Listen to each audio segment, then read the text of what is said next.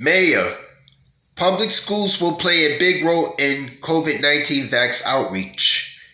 Officials hinted again on Wednesday that New York City schools will play a major role in getting children vaccinated against COVID-19.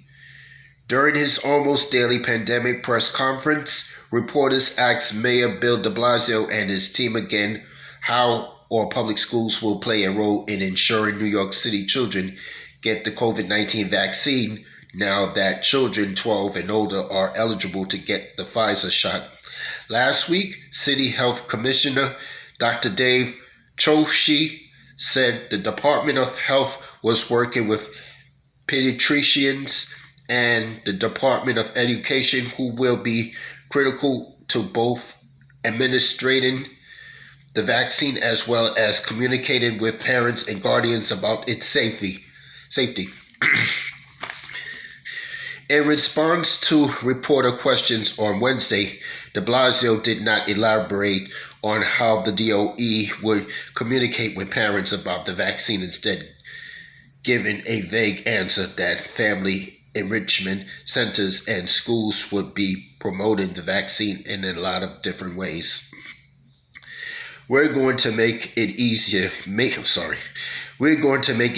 for them, de Blasio said after touting yesterday's news that 20,000 New York City children have received a dose of the vaccine over the last week.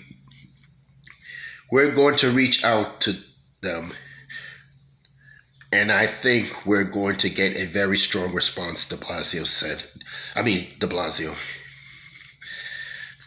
But while de Blasio encouraged families to set up appointments to vaccinate their children, some have been critical of the pace of vaccinations among city children.